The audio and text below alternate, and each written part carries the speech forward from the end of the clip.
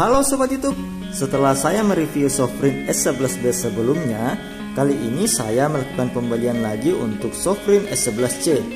Dikarenakan saya puas dengan performa dari Sofrin S11B dan ingin mencoba Sofrin S11C juga.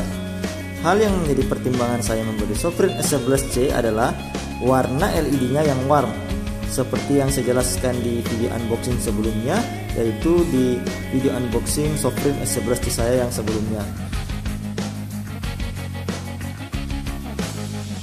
Oke, kita lanjutkan. Secara garis besar, setelah saya mencoba Sofrin S11C ini, untuk bodi dan fitur hampir tidak ada perbedaan antara Sofrin S11C dan juga Sofrin S11B.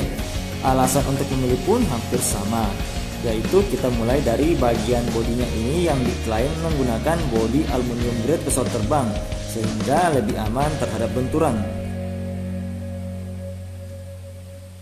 Kemudian sudah anti air IPX6 seperti Sofrin S11B. Kalau Sofrin S11C ini kalian dapat buku panduan ya, dan dalam buku panduan tersebut tertulis dengan jelas bahwa senter ini sudah IPX6 untuk ketahanan airnya. Jadi kalau kalian lagi hiking, tak sengaja jatuh ke lumpur, atau senternya tidak sengaja jatuh ke air, maupun kalian hujan-hujanan, teman-teman tidak perlu khawatir senter ini akan rusak. Meskipun begitu, IPX6 itu bukan untuk menyelam ya kawan-kawan, jangan sampai kalian salah kira.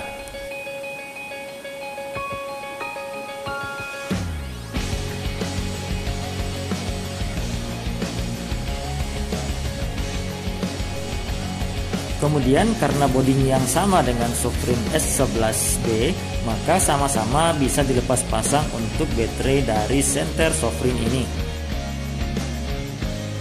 Kemudian keunggulannya, kalian bisa melakukan zoom in maupun zoom out menggunakan senter ini, karena senter ini bertipe center zoom. Cara zoomnya pun cukup unik, kalian tinggal putar ulirnya ke arah depan maupun ke arah belakang untuk mendapatkan zoom yang diinginkan.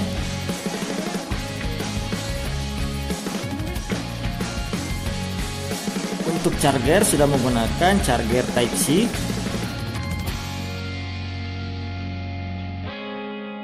Kemudian sama dengan Sofrin S11B, yaitu ada lanyard yang fungsinya sama dengan Sofrin S11C.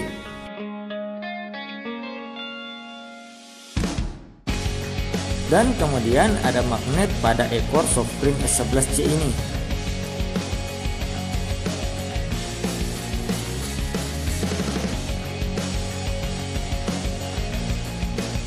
Dan juga mendapat klip untuk dilekatkan ke ikat pinggang, saku, webbing, dan lain sebagainya di mana kalian ingin mencantolkan senter ini.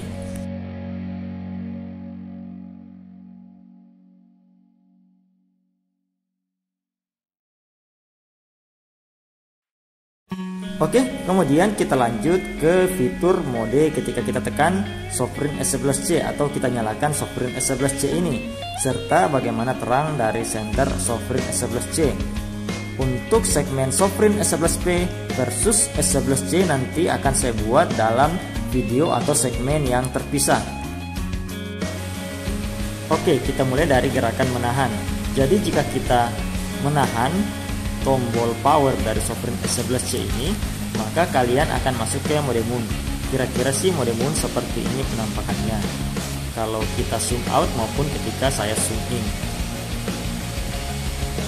Mode moon ini diklaim bisa bertahan hingga 30 hari nonstop, dan ini menurut saya akan sangat membantu untuk di campsite. Seperti yang kalian lihat, saya melakukan carving sendok dengan bantuan mode moon dari senter Sofrin S11C ini.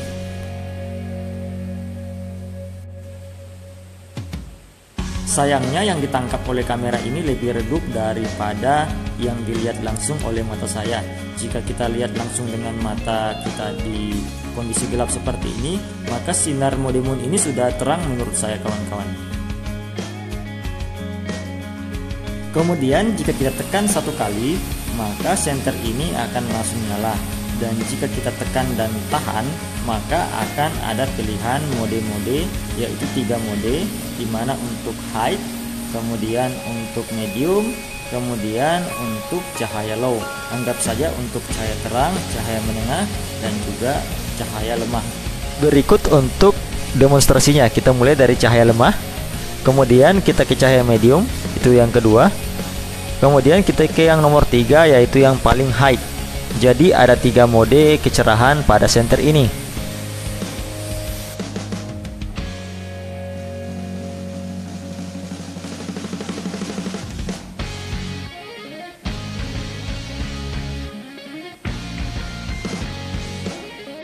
Jika senter dalam posisi mati dan kalian tekan 2 kali secara cepat, maka senter akan masuk ke mode high. Dan jika kalian tekan 3 kali secara cepat, maka senter akan masuk ke mode strobo.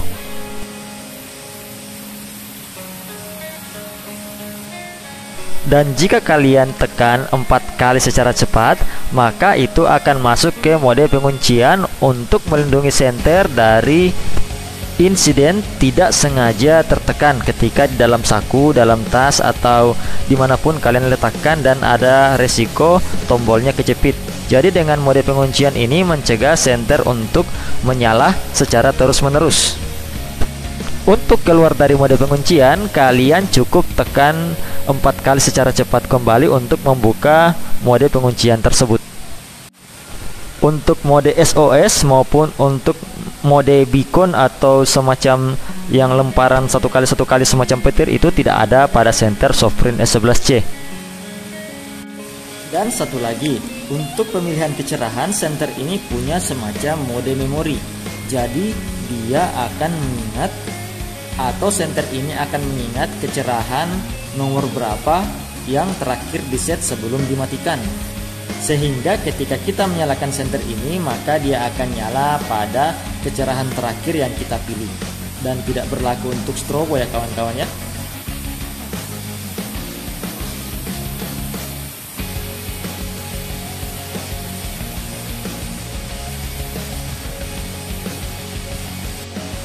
Untuk roaming kita mulai dari mode moon. Kira-kira seperti ini cahaya dari mode moon ketika saya coba untuk berkeliling di sekitar kemah saya.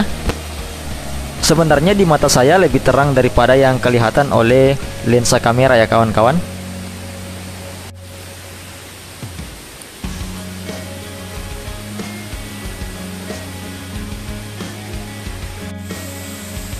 Kemudian kita lanjut dengan cahaya low dalam posisi zoomnya saya tarik, dalam artian ini saya buat jadi float ya, bukan saya zoom in. Kira-kira seperti ini jadinya jika saya coba untuk berjalan menggunakan senter Sofrin S11C ini di mode low dengan posisi zoomnya saya buka, alias tidak saya zoom sama sekali. Ini sudah cukup terang ya menurut saya kawan-kawan.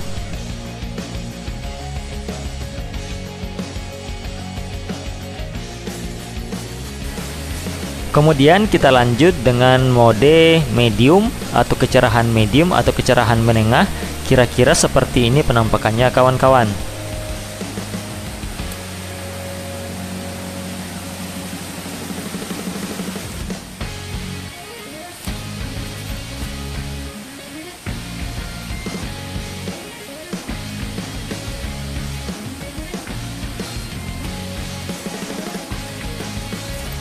Kemudian kita lanjut pengetesan untuk mode paling terang atau high menggunakan senter Sofrin S11C ini. Ini masih dalam posisi zoomnya tidak saya putar ya, alias tidak saya zoom sama sekali atau float.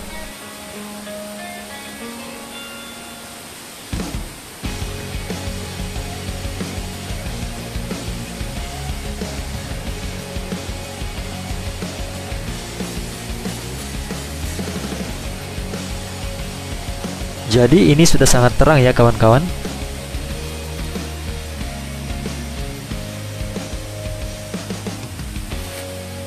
Dan saya coba untuk berjalan-jalan di sekitar campsite tanpa saya buka zoomnya.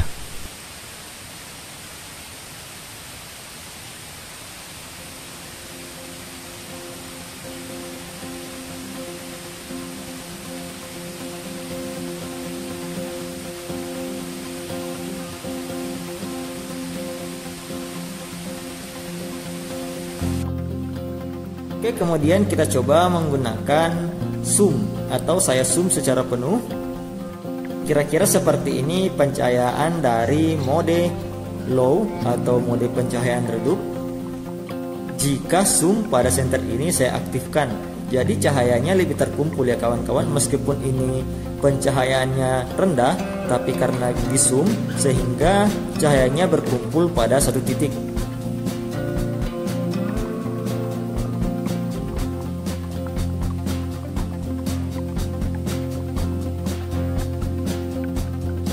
Jadi kira-kira seperti ini jadinya kalau saya roaming menggunakan mode redup pada senter Sofrin S11C.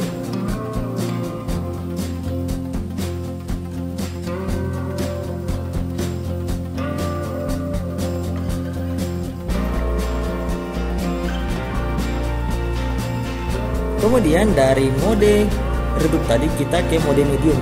Ini medium kalau di zoom saja udah terang ya menurut saya kawan-kawan. Jadi kira-kira seperti ini sekitar gamepad saya jika saya sorot menggunakan mode medium dari Sofrin S11C. Kemudian saya zoom secara maksimal. Jadi cahayanya lebih berkumpul lagi pada satu titik.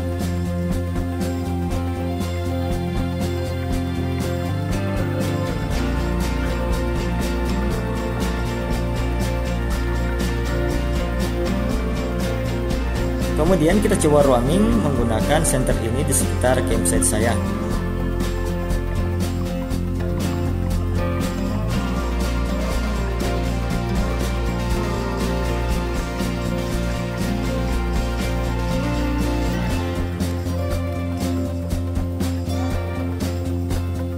Kemudian yang terakhir ini adalah mode yang paling terang atau mode high pada senter Sofrin S11C ini. Semua yang ada di campsite ini hampir kelihatan ya jika disorot menggunakan senter ini. Kalian bisa simak pencahayaan dari Sofrin S11C ini di mode high.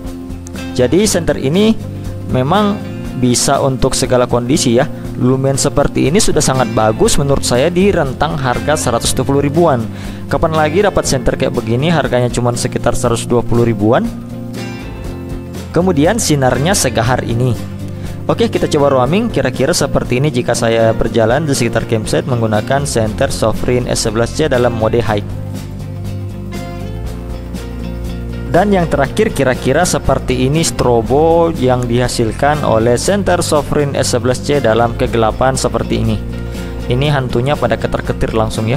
Siapa nih yang butain mata? Oke, masih ada satu footage lagi yang ingin saya perlihatkan ke teman-teman, yaitu ketika saya menggunakan senter ini di sekitar air terjun dan itu banyak percikan air, kalian lihat, dan bagaimana cahayanya bisa menembus percikan-percikan air tersebut. Sambil kalian melihat footage ini, saya ingin menjelaskan poin-poin keuntungan pembelian Sofrin S11C ini. Pertama, harganya murah.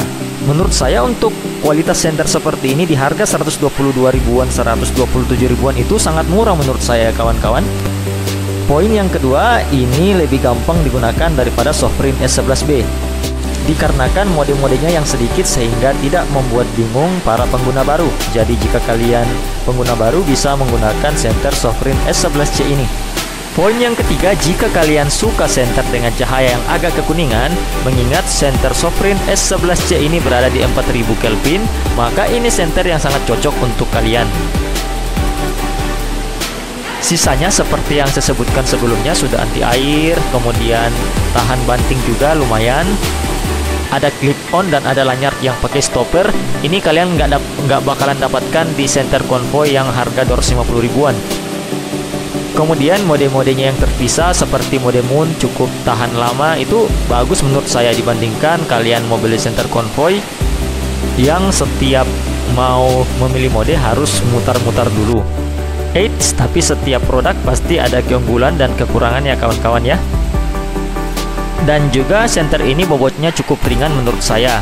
Bobotnya ringan dan ukurannya kecil sehingga mudah untuk diselipkan di dalam carrier atau dimanapun itu kalian membutuhkan untuk membawa senter ini.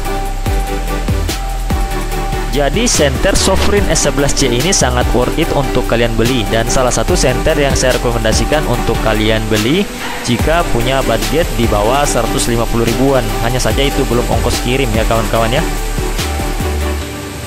Jadi jika uang kalian tidak sampai untuk membeli Convoy S2 Plus, kalian bisa mempertimbangkan untuk membeli Sovereign S11C maupun Sovereign S11B. Jadi kira-kira seperti itu review saya untuk senter Sovereign S11C ini. Nantinya saya akan merilis perbandingan antara Sovereign S11B dan juga Sovereign S11C, dan itu akan saya adu secara head to head langsung. Jadi untuk yang penasaran tetap pantengin di channel ini, karena bisa dikatakan senter juga adalah salah satu kebutuhan utama ketika kita berkegiatan di alam bebas di era modern seperti sekarang ini. Jadi saya sengaja membuat video seperti ini agar kalian bisa mempertimbangkan untuk membeli senter yang baik, agar kalian tidak terjebak dengan postingan-postingan senter yang berapa ribu lumen itu, yang seperti dari TAF LED yang banyak iklannya menjebak, sehingga kalian bisa memilih senter yang pasti-pasti saja. Contoh seperti senter yang sudah saya review ini. Terima kasih telah menonton, like dan subscribe jika kalian suka, dan sampai ketemu di lain waktu dan di lain kesempatan.